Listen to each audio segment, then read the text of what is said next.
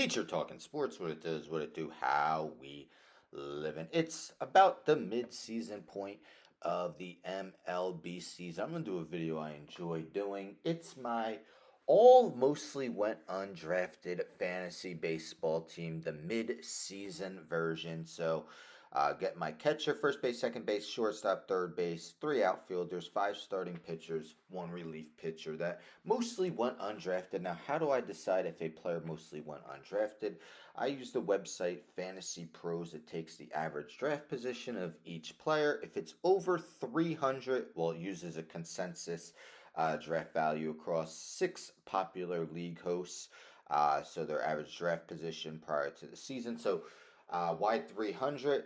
25 rounds, 12 players per round, 300 players selected. Of course, some of these guys may have been drafted, but were drafted late. But again, their average draft position was over 300.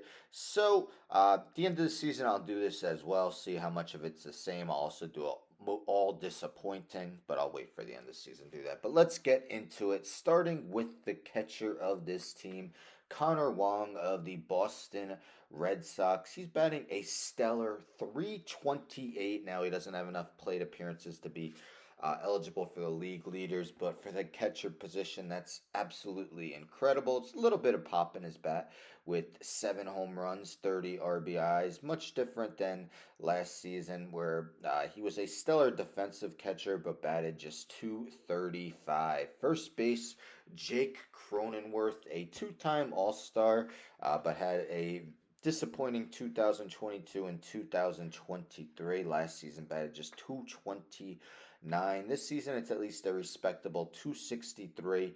Already has more homers than last year, 12.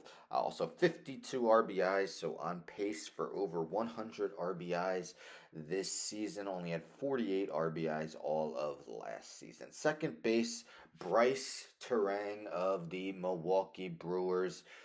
27 stolen bases, second most in the National League, only behind Elly De La Cruz.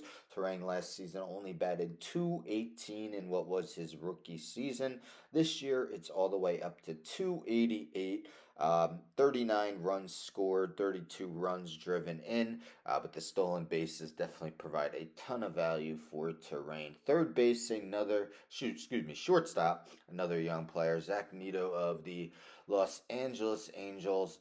Neato is batting 253 with 10 homers and 11 stolen bases, so basically on pace for a 2020 season. 35 RBIs. Batted just 225 as a rookie, but even with all the struggles that the Angels are having, at least he gives them hope for the future as he's just 23 years old. Third base, another young guy, Jordan Westberg, in his second season. Westberg showed in moments last season that he could be a productive player, but just a lot more pop this year. Hit 3 homers in 208 at-bats last year, 13 in 287 thus far this season. Also batting 286, on pace to nearly driving 100 RBIs with 48 thus far. Also 6 stolen bases on this season. 3 outfielders. Now I'm going to name the outfielders and starting pitchers alphabetical order by last name. Starting with David Fry. Fry may have cooled down a little bit, but still completely unexpected what he's done this season in 60 games, so he hasn't been a complete full-time player. 316 batting average with 8 home runs last season. In 101 at-bats, batted just 238 with 4 homers, so definitely has been quite the surprise for Guardians and their fans. He's played all over the field as well, so I have him at outfield because that's the position he's played the most innings, but he's also played catcher, first base, so he's eligible at a lot of positions. Jurickson Profar, man, it was more than a decade ago, 2013, where he was listed as the best prospect in the game, and it just never panned out for him. Well, fast forward 11 years since that number 1 ranking, and he has become mighty productive for the Padres. A 316 batting average, 11 homers, 55 RBIs, also 46 runs scored.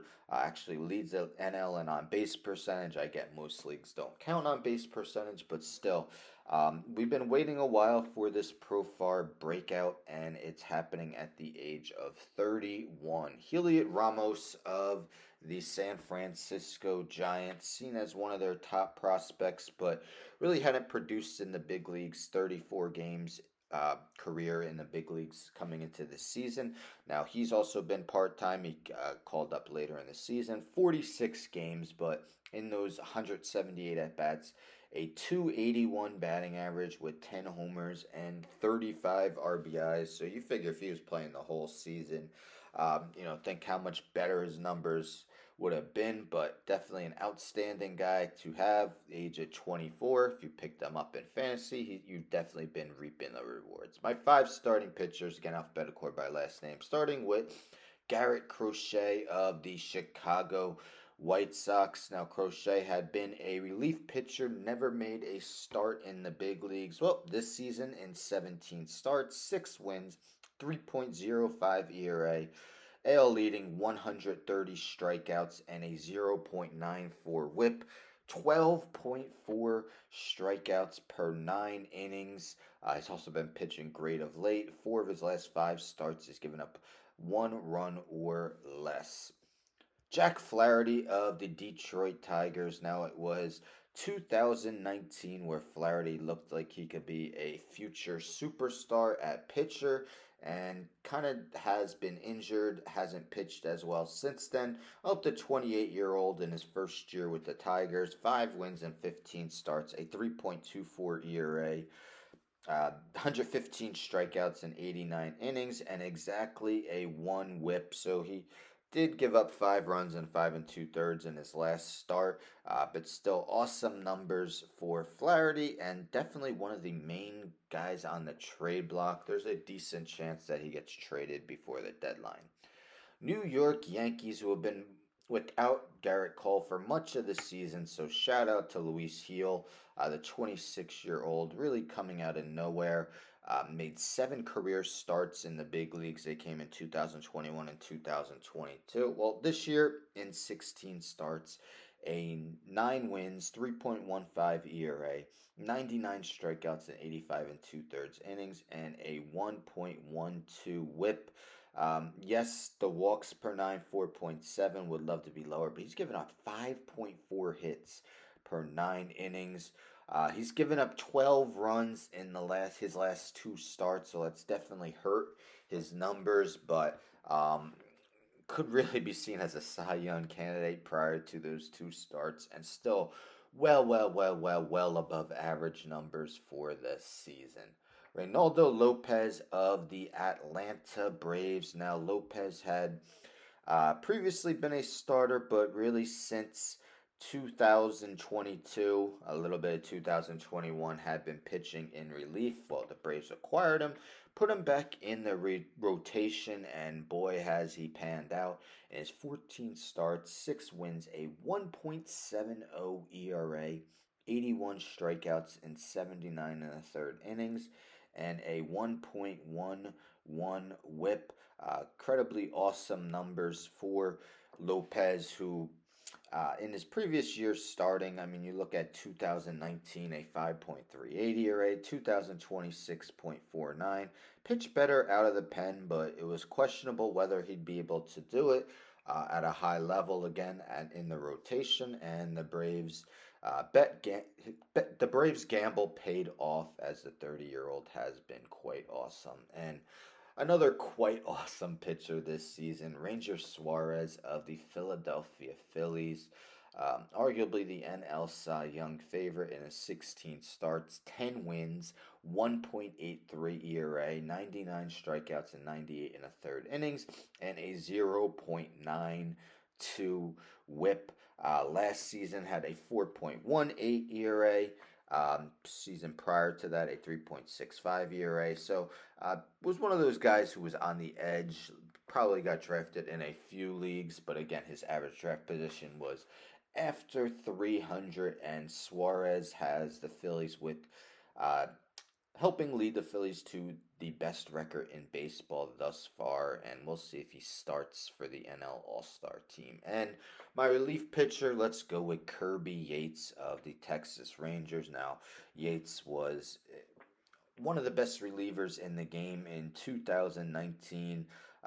Got injured, missed the whole 2021 season. Pitched better last season with the Braves, but this season with the Rangers has taken Jose Leclerc's closing role and has performed quite well. A 0.95 ERA, just 3 earned runs in 28 and third innings. 11 saves, 38 strikeouts, a 0.95 whip for Yates. Again, awesome to see. He is 37 years old. Again, just 3 years away from being out for the season. Kirby Yates looking like the younger version of himself. And is helping keep the Rangers at least somewhat afloat out of the playoff picture for now, but they still have a chance to um, potentially defend their World Series title. So that is my all mostly went undrafted fantasy baseball team, the mid-season version. Let me know in the comments who else went undrafted that has helped you in that you picked up from the waiver wire. Some guys I didn't include: Ryan Jeffers, Nick Gonzalez, Mark Vientos, Josh Smith. Jesse Winker, a lot of starting pitchers: Jared Jones, Clark Schmidt, Brady Singer, Tyler Anderson, Trevor Williams, just to name a few. I tried to keep the guys at the position they've played most. So why I had a guy like Fry in the outfield. Jordan Westberg's played more third base than second base. But again, let me know in the comments who have been some of your best waiver wire pickups this season. We'll revisit this list and see who remains on the list at the end of this season. Anyhow, don't forget to subscribe. Tell a friend to tell a friend to tell a friend to subscribe. Like the video, share the video, hit the bell for notifications. I'm out.